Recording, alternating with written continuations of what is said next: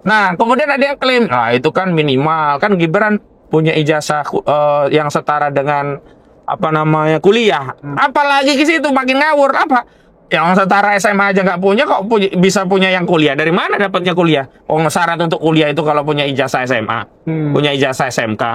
Dan buat tafsiran bahwa syarat untuk menjadi calon presiden atau wakil presiden itu tidak harus SMA, SMK dan seterusnya, cukup lulusan PAUD begitu loh.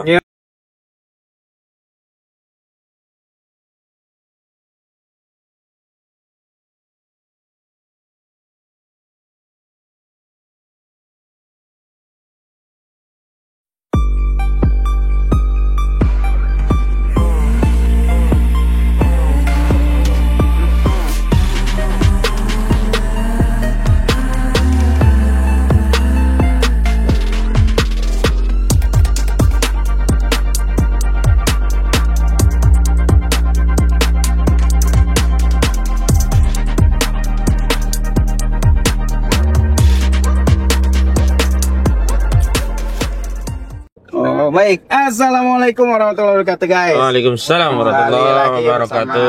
Saya Hardi ya, biasa dipanggil si orang lembur ya. Memang karena kalau lembur itu bagian dari kutak-katik masalah di negeri ini. Cuman kalau lemburnya orang Sunda itu kampung. Kampung. Kan orang lembur apa orang ya, kan? Iya betul. Jadi orang lembur itu orang kampung maksudnya. Orang kampung. Iya. Ya, kita memang akan kembali ke kampung ya pada waktunya. Baik guys, kita mau coba bahas lagi nih. Kebetulan lagi jalan-jalan sama Bung Ahmad Kozinudin di sini ya. Kemarin itu sempat kita wawancara Pak Suban Pala lah setelah proses mediasi ya. Oh ya, sidang kemarin ya. Ijazah Gibran ini. Nah, memang Pak Suban Pala juga menegaskan ya nggak ada apa namanya. Damainya seperti apa kalau nggak bisa mundur ya, nggak bisa proses ijazahnya atau apa pendidikannya ya harus mundur gitu, tegas. Nah, ini proses pemakzulan atau mundur ini bagaimana sih Bung Ahmad Kozinudin? Jadi bismillahirrahmanirrahim pemirsa sekalian ya, di konstitusi kita itu diatur syarat untuk menjadi presiden atau wakil presiden. Itu yang pertama. Yang kedua diatur juga syarat bagaimana untuk melakukan pemberhentian, kalau istilah kerennya pemakzulan ya, terhadap presiden juga atau wakil presiden begitu. Nah, mengenai bagaimana sih seorang presiden atau wakil presiden itu bisa diberhentikan dari jabatannya, yaitu memang ada dua kemungkinan ya, dua opsi ya. Pertama subjektif, yang kedua objektif. Kalau subjektif itu adalah atas inisiatif dari yang bersangkutan. Dia merasa tidak cakap, sadar bahwa rakyat tidak menginginkan dirinya, bahkan sadar dia menjadi beban bagi bangsa baik hari ini ataupun masa depan dari generasi selanjutnya, lalu dia mengundurkan diri. Nah, misalnya itu ditempuh oleh Gibran, maka itu masuk kategori alasan subjektif. Jadi subjektifnya seorang wapres, dalam hal ini Gibran Raka Buming Raka, mengambil pilihan untuk mundur dari jabatannya, terlepas ya apakah dia bisa membuktikan atau tidak dia memiliki ijazah yang memenuhi syarat gitu, dalam rangka dia menjadi wakil presiden Republik Indonesia begitu. Dan yang kedua adalah karena alasan objektif. Ya, ini apa ya, karena seorang presiden dan atau wakil presiden itu melakukan pelanggaran konstitusional. Gitu. Nah, pelanggaran konstitusional ini diatur dalam ketentuan pasal 7A Undang-Undang Dasar 1945, di mana di sana ditegaskan bahwa atas usulan dari DPR ya, Majelis Permusyawaratan Rakyat dapat memberhentikan presiden dan atau wakil presiden ya dalam masa jabatannya, karena apa? Apabila presiden terbukti ya, presiden atau wakil presiden terbukti melakukan pelanggaran hukum, baik berupa korupsi, penyuapan, pengkhianatan pada negara atau kejahatan berat lainnya, kemudian melakukan perbuatan tercela dan atau tidak lagi memenuhi syarat. Nah, yang dipersoalkan oleh publik termasuk dalam kasus gugatan Subhan Palal ya, dalam tinjauan konstitusi ya, itu karena Wapres Gibran ini dianggap tidak lagi memenuhi syarat, atau bahkan bukan tidak lagi ya, memang tidak memenuhi syarat sejak awal seharusnya. Kalau tidak lagi memenuhi syarat kan sebelumnya sudah memenuhi syarat, dalam perjalanannya tidak memenuhi lagi. Contoh, salah satu syaratnya kan sehat jasmani dan rohani. Awalnya waktu daftar dia sehat jasmani dan rohani. Setahun atau setengah tahun setelah menjadi wakil presiden, tiba-tiba dia kena stroke. Berarti sudah tidak lagi memenuhi syarat, karena nggak mungkin negara dipimpin oleh seorang wakil presiden atau presiden yang stroke. Nah, berarti dia sudah tidak lagi memenuhi syarat. Nah, memang problemnya Gibran ini kalau disebut tidak lagi memenuhi syarat kurang tepat. Karena bisa dikatakan bahwa dia sejak awal sebenarnya tidak memenuhi syarat. Gitu loh. Harusnya sejak awal dia tidak bisa lolos untuk menjadi calon wakil presiden mendampingi saudara Prabowo Subianto, begitu kan. Karena di dalam ketentuan undang-undang yang ini juga diadopsi dalam PKPU ya, peraturan Komisi Pemilihan Umum. Kalau undang-undangnya itu di pasal 169 huruf R, Undang-Undang nomor 7 tahun 2017 tentang pemilu. Itu kan ada banyak item ya, yang item ke-18 atau huruf R itu kan diatur bahwa calon presiden atau wakil presiden itu kan berpendidikan minimal SMA atau SMK atau madrasah aliyah atau madrasah aliyah kejuruan atau pendidikan lainnya yang setara. Nah, Gibran Rakabuming Raka ini kan secara fakta dia tidak punya ijazah SMA, tidak punya ijazah SMK, tidak punya ijazah madrasah aliyah, juga tidak punya ijazah madrasah aliyah kejuruan. Yang menyebabkan dia seolah-olah memenuhi syarat itu adalah surat keterangan yang dikeluarkan oleh Dinas Pendidikan Dasar dan Menengah ya waktu itu ya. Kemendikdasmen. Kemendikdasmen yang sekarang kan dijabat oleh Abdul Mukti ya.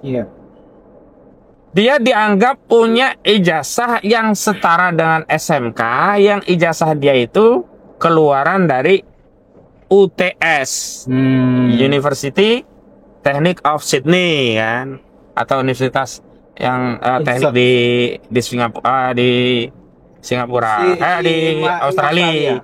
Sementara yang dianggap dia itu lulus SMA itu juga nggak punya ijazahnya, karena ketika dia di mana di Singapura, di apa itu Orchard Secondary School itu ya, Orchard Park Secondary School itu juga dia belum punya ijazah dari Orchard, atau tidak ada surat keterangan yang jadi lampiran dari Orchard yang dijadikan dasar oleh Kementerian Pendidikan Dasar dan Menengah untuk mengeluarkan suket, surat keterangan.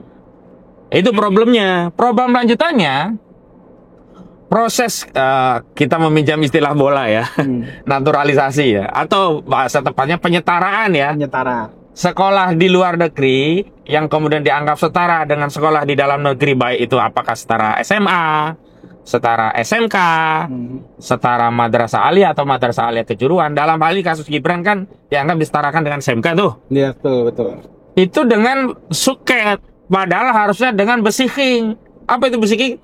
Surat keputusan dari badan atau pejabat tata usaha negara yang menegaskan bahwa ijazah yang dimiliki Gibran itu memang kalau diukur dengan parameter pendidikan di Indonesia itu setara dengan SMK. Jadi ada dua problem dalam ijazah penyetaraan punya Gibran tadi. Satu problem material. Problem materialnya apakah benar Gibran ini udah sekolah di Australia atau Singapura? Yang oleh Roy Suryo dan yang lainnya kan dikritik, itu belum lulus SMA, nggak setara SMA. Bahkan yang di Australia itu hanya kuliah matrikulasi menuju jenjang mau kuliah, bukan kuliah matrikulasi ya, kayak semacam apa ya, bimbel gitu loh, untuk kuliah gitu loh. Jadi tidak bisa kemudian dianggap punya ijazah setara SMA atau SMK gitu. Yang di Singapura juga begitu, walaupun ya klaimnya kan kalau di Singapura itu negara yang dulu dijajah Inggris. Jadi sistem pendidikan mengikuti model sistem Anglo-Saxon. Kalau kita kan Eropa kontinental.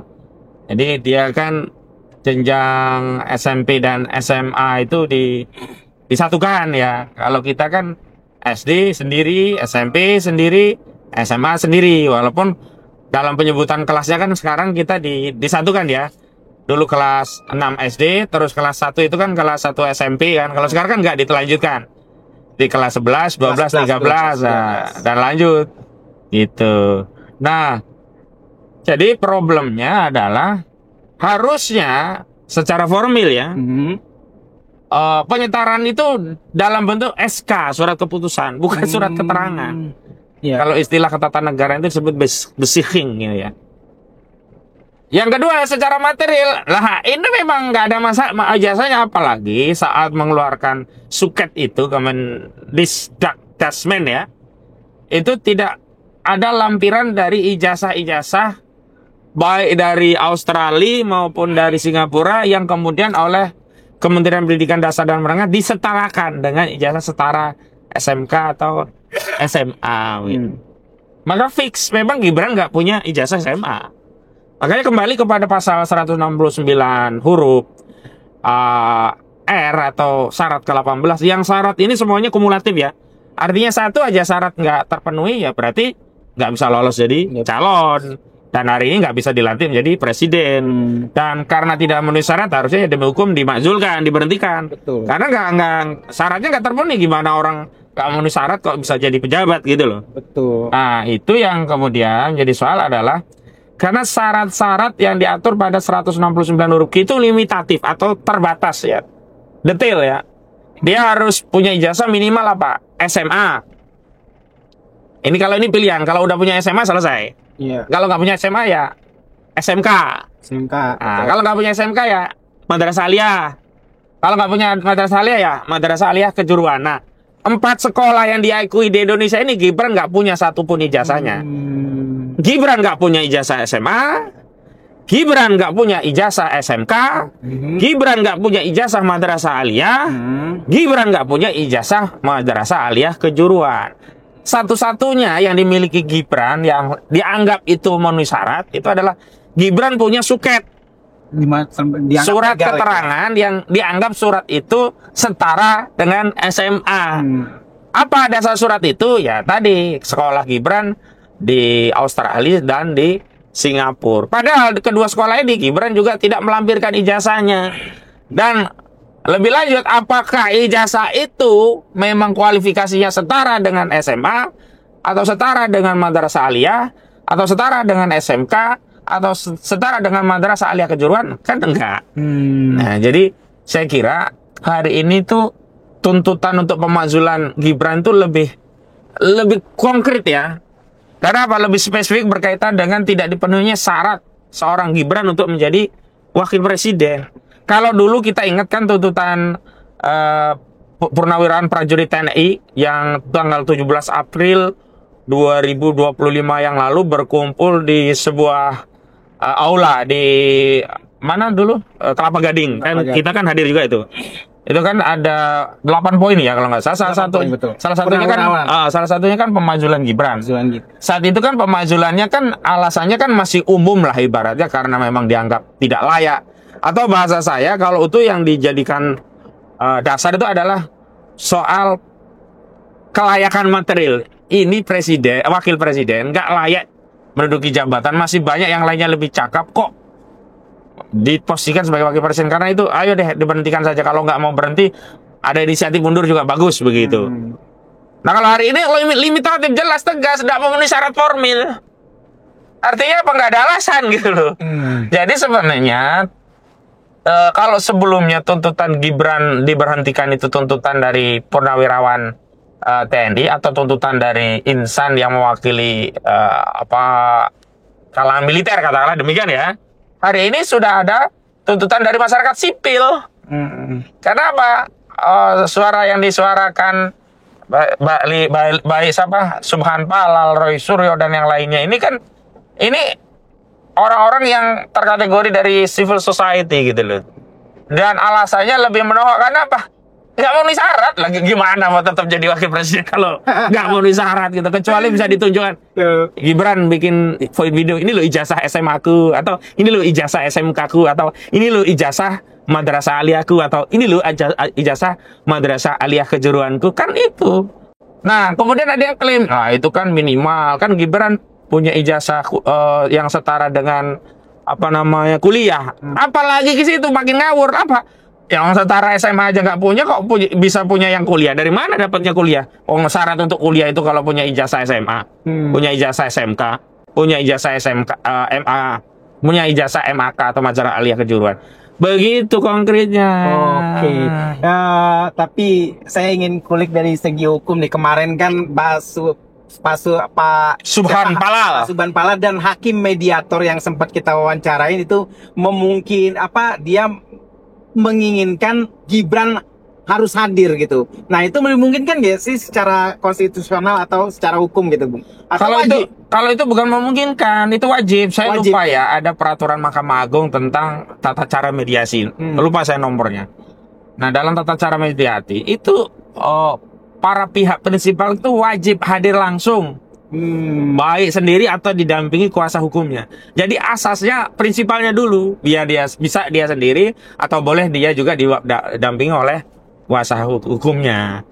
Jadi wajib. Nah, memang ada kriteria, kalau ada alasannya sah dia bisa tidak hadir, tapi bisa dengan mekanisme video call. Itu juga diatur. Boleh itu berarti. Iya, diatur boleh begitu. Tapi dia harus menjelaskan alasannya apa. Jangan ketidakhadirannya itu karena ada motif merendahkan pengadilan. Kasarnya begini, alah ngapain gua datang, lu aja yang datang, wakili gua. Nggak boleh begitu, harus jelas ada alasannya. Jadi asasnya mediasi itu harus para pihak. Kenapa? Begini, kalau kuasa hukum atau pendamping kan dia nggak bisa memutus. Misalnya ada tawaran, contoh nih utang piutang dari 10 juta, udah deh turun 5 juta. Nah kuasa hukum kan nggak bisa ngukur kantong kliennya. Dia mau bilang oke, 5 juta, iya. Ternyata kliennya nggak punya duit. Nah kalau orangnya itu datang langsung kan, oh berapa? Udahlah bayar aja 5 juta. Nah, dia pegang 5 juta, oh ya sepakat. Nah begitu loh maksudnya mediasi itu, gitu. biar bisa langsung diputus. Lah kalau kuasa, nanti saya tanyakan klien saya, nanti balik lagi, nanti tanyakan. Nah itu berbelit-belit. Dan bisa jadi, kalau mediasi nggak langsung ya, kliennya orang yang bersengketa mau damai, bisa jadi pendampingnya yang bikin keruh. Makanya mediator minta dihadirkan langsung dan aturannya memang harus langsung. Itu kalau memang motifnya ingin menyelesaikan masalah. Tapi kalau saya lihat sih ini hampir sama dengan Jokowi ya, Gibran. Nyepelekan pengadilan aja dia. Jokowi nih misalnya, katanya saya akan menunjukkan ijazah kalau ada perintah pengadilan. Begitu mediasi diperintahkan datang, dan mediasi itu dianggap selesai kalau dia tunjukkan ijazahnya, nggak datang juga. Nggak muncul juga ijazahnya. Ya saya pikir 11-12 lah. Oke, Kacang nurut lanjaran, atau buah jatuh tidak jauh dari pohonnya. Pohonnya. Oke. Kemarin itu di Kemendikdasmen ya. Ya betul. Sempat rame-rame karena Rismon memaksa untuk menghadirkan Pak Abdul Muti untuk berdebat soal surat itu. Nah, tapi satu kementerian ini udah sama persis dengan posisinya Kejagung atau Silvester Matutina yang begitu datang langsung ditutup pintunya. Nah, ini proses kemarahan publik, kemarahan aktivis itu seolah-olah merepresentasikan selama ini kok rakyat itu dipersulit untuk mengurus sesuatu. Nah, Bung Ahmad Kozinuddin, ini memungkinkan nggak sih kalau praktek-praktek seperti itu dilakukan oleh rakyat sipil biasa ketika dia ingin menuntut sesuatu gitu? Ya, yang pertama kita bisa pahami karena Menteri Pendidikan Dasar dan Menengah hari ini kan sebenarnya tidak yang mengeluarkan produk suket itu kan eranya Nadiem dulu. Jadi ya wajar lah kalau ditangkap. Ya Nadiem kan anak buah Jokowi. Kalau presiden perintah bikinin suket untuk anak saya mau ikut pilpres, ya nggak mungkin. Dia segera perintahkan direktur bidang apanya itu kan yang suket itu. Jadi memang agak berat menteri yang sekarang, ibaratnya dia harus cuci-cuci kesalahan sebelumnya. Tapi sebagai lembaga ya pertanggungjawaban lembaga itu bukan pada individu pejabatnya, tetapi pada institusi. dan sebagai lembaga birokrasi, namanya birokrasi, itu pelayan pemerintahan kan, biro-bironya pemerintahan untuk melayani rakyat. Jadi nggak ada alasan. Sebenarnya kan sederhana, dia hanya cukup menerangkan, mempertanggungjawabkan suket atau surat keterangan yang dia keluarkan yang menyatakan Gibran memiliki pendidikan yang setara dengan SMK itu. Pertama, dasar hukumnya dia jelaskan. 2, pasalnya dia jelaskan. 3, dia tampilkan tuh rujukannya. Ini loh ijazah Gibran yang di Singapura SMA-nya. Ini loh ijazah Gibran di Australia yang setara SMK. Nah, dengan dasar itulah dua pendidikan ini kami setarakan, setara dengan ya SMK di kita atau SMA di kita misalnya begitu. Selesai. Kenapa itu menutup diri? Karena nggak punya data tadi, nggak punya argumentasi. Jadi daripada ketahuan publik mereka kerjanya nggak benar, ya mending menutup diri. Nah ini yang malu ya. Ya kalau dia buka terima tamu respon tambah malu lagi gitu loh. Gitu. Jadi itu malu yang minimalis lah ya. Minimalis, Ketimbang gitu. ketemu tambah parah. Kenapa? Pasti nggak akan mampu mendebat respon yang bertanya tentang sejumlah hal, khususnya berkaitan dengan ihwal diterbitkannya surat keterangan dari Kementerian Pendidikan Dasar dan Menengah yang menyatakan Gibran memiliki ijazah yang setara dengan SMK gitu loh. Nah karena ini juga akan menjadi gonjang-ganjing politik nasional. Karena sekali lagi kalau ya tuntutan dari Purnawirawan itu kan berkaitan dengan kecakapan ya, yang dianggap ini bocah lah, nggak layak lah, kami yang jenderal-jenderal ini malu, masa kami dipimpin oleh wapres masih bocah, kira-kira begitu. Tapi dalam konteks yang hari ini bukan masalah malu atau tak malu, nggak memenuhi syarat. Dia nggak punya ijazah SMA, dia nggak punya ijazah madrasah aliyah, dia nggak punya ijazah SMK, dia nggak punya ijazah madrasah aliyah kejuruan. Satu-satunya yang dia miliki cuma suket. Suket itu bermasalah. Kenapa? Penyetaraannya dengan SMK tadi, rujukannya nggak jelas dan dasar keputusannya juga nggak jelas. Jadi kalau tidak memenuhi syarat, ya begini saja lah. Ada syarat ya, sholat itu bersih dari hadas, ya kan? Dia sholat. Padahal sejak awal dia itu wudunya nggak bener. Misalkan dia wudunya cuman cuci kaki, nggak ada basuh muka dan terus dia sholat. Nah begitu kita tahu bahwa dia cuman cuci kaki, sholatnya sah nggak? Enggak. Apa? Harus diulangi lagi, wudu lagi baru sholat. Nah dalam konteks ini Gibran nggak punya ijazah, ya kan? Berarti wapres statusnya sah nggak? Nggak sah. Apa harus dilakukan? Ya ulangi lagi, bukan ulangi wudhu, sholat lagi, sholat SMA dulu lah, lulus dulu, baru nyalon pripes lagi, baru kalau menang, nah dia dilantik, baru sah, begitu. Mengulangi dejavu. Iya, negatif ini. Enggak benar, kan konstruksinya begitu kan. Iya. Tapi memungkinkan dan harus memang ya, alur. kita nggak menutup celah Gibran itu untuk menjadi wapres, tapi karena ibarat sholat dia wudhunya nggak bener, belum sah, tidak memenuhi syarat, maka sholatnya nggak sah, harus dihentikan sholatnya. Jangan tanggung ini sudah rakaat pertama, ya tetap nggak bisa hentikan, harus ulangi wudhu lagi baru sholat lagi. Nah jangan berkatakan kita udah pemilu udah menang. Iya pemilunya katakanlah dia udah menang lah, kita abaikan lah bahwa ada kecurangan, udah kita abaikan. Tapi problemnya dia nggak memenuhi syarat untuk dipilih, untuk dilantik.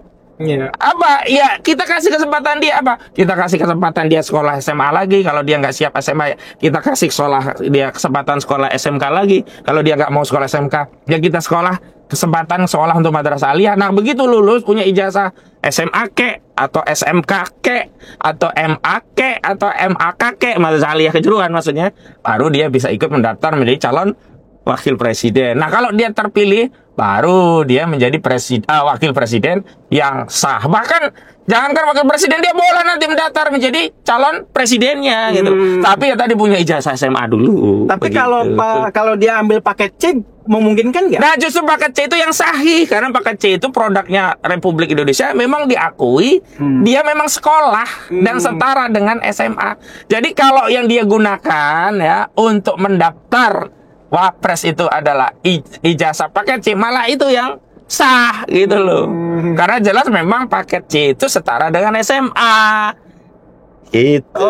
Gak usah jauh-jauh ke Singapura atau jauh-jauh ke Australia. Ambil paket C sekarang pun ya, dia nggak harus SMA lagi. Udah dia balik lagi ya, dia nggak usah jadi wapres karena batal. Dia pengen kan jadi wapres, ya udah ambil paket C dulu lah. Setelah dapat paket C, dia mungkin ke depan kan lebih mudah karena nggak ada presidensial threshold. Dia daftar menjadi capres, nggak usah cawapres, capres langsung melalui apa? Partai kakaknya Kaisang, apa? Partai Gajah. Nggak ada ijazah nggak apa-apa, yang penting kan SMA aja kan cukup, gitu kan? Atau pakai C aja kan cukup. Nah, baru ikut pemilu menang. Baru itu sah menjadi presiden atau wakil presiden. Memang gitu. Polemik yang terjadi itu memang nggak lebih-lebih dari orang-orang yang mulai speak up ya, dari mantan rektor, terus teman sekolah, terus koleganya udah mulai bicara bahwa memang terindikasi ijazahnya agak mencurigakan gitu. Nah, Bung Ahmad Kozidin ya, saran buat orang-orang yang ingin lagi speak up ya, biar lebih berani lagi, gimana Bung Ahmad Kozidin? Kalau saya pertama yang saran bagi orang-orang ingin menjadi pemimpin di republik ini ya, ingin jadi presiden kah, wakil presiden kah, ya kan, ingin jadi anggota DPR kah, ingin jadi menteri kah, Jabatan. saya sarankan sekolah SMA yang benar, sekolah SMK yang benar, sekolah madrasah aliyah yang benar, sekolah madrasah aliyah kejuruan yang benar agar punya ijazah yang bisa memenuhi syarat untuk menduduki jabatan politik. Kalau ternyata sekarang udah ketuaan, nggak sempat SMA, kalau SMA biasa itu ya nggak memenuhi syarat ya, ambil paket C, negara kita memfasilitasi biar bisa untuk maju syarat menjadi calon wakil presiden atau calon presiden. Biar nanti kalau terpilih nggak diperdebatkan oleh masyarakat gitu. Saran buat kita ya, kita memang setiap anomali di tengah masyarakat harus kita bahas. Pertama kajiannya adalah ada datanya. Kemudian kedua ya, ada rujukan norma. Yang ketiga, kita mampu mengaitkan antara fakta yang ada ini sesuai atau tidakkah dengan norma yang ada. Contohnya ini, fakta surat keterangan tadi apakah sesuai dengan norma syarat untuk menjadi calon presiden atau wakil presiden yang diatur di pasal 169 huruf R. Nah, yang ketiga sebenarnya saya ingin menambahkan tadi ya untuk khusus Gibran nih. Kenapa Gibran nih sekarang polemiknya menjadi tambah keras di tengah masyarakat? Karena sebelumnya Gibran ini memang tidak memenuhi syarat. Di huruf Q ya, bukan R-nya, yakni bahwa calon presiden atau wakil presiden itu minimal berusia 40 tahun. Tapi karena disiasati melalui Paman Usman ya dengan putusan MK nomor 90, akhirnya kan huruf Q ini disiasati sehingga Gibran meskipun belum genap 40 tahun karena dia pernah menjabat wali kota Solo dianggap memenuhi syarat. Nah, cuman yang SMA ini nggak bisa disiasati. Masa mau di judicial review aja? Tapi saran saya sih bagus juga bagi pendukung Gibran agar tidak berpolemik ya kan. Udahlah gugat ke MK ya. Dan buat tafsiran bahwa syarat untuk menjadi calon presiden atau wakil presiden itu tidak harus SMA, SMK dan seterusnya, cukup lulusan PAUD begitu loh. Biar nggak ada perdebatan lah.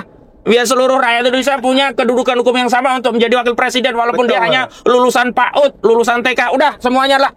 Biar semua bisa ikut, nanti Jan Etes bisa daftar ya kan, Cupang anaknya Rafathar itu juga bisa ikut daftar semua gitu loh. Udah biar enak kita milihnya, banyak pilihan gitu loh, nggak pusing.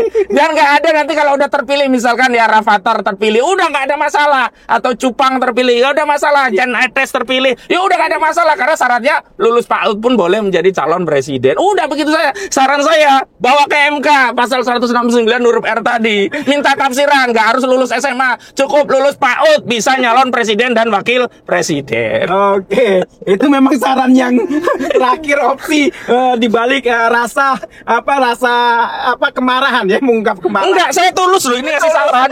Tulus. Dan kalau itu dikabulkan oleh Mahkamah Konstitusi selesai, nggak ada perdebatan. Oke. Gitu. Ya, memang sulit menemukan rasa malu di dalam diri antara Jokowi dan Gibran ini karena memang sejatinya rakyat terus disibukkan dengan hal-hal yang sebenarnya sederhana ya, tapi dibikin rumit ya. Selama 10 tahun terakhir ini memang rakyat menjadi politik adu dombanya kaum elit politis yang memang dikangkangi oleh Jokowi sendiri. Baik guys, sekian dari kita berdua dari Ujung Negeri Anta Beranta. Ya, dalam perjalanan semoga selamat sampai tujuan. Sekian, wassalamualaikum warahmatullahi wabarakatuh. Waalaikumsalam warahmatullahi wabarakatuh.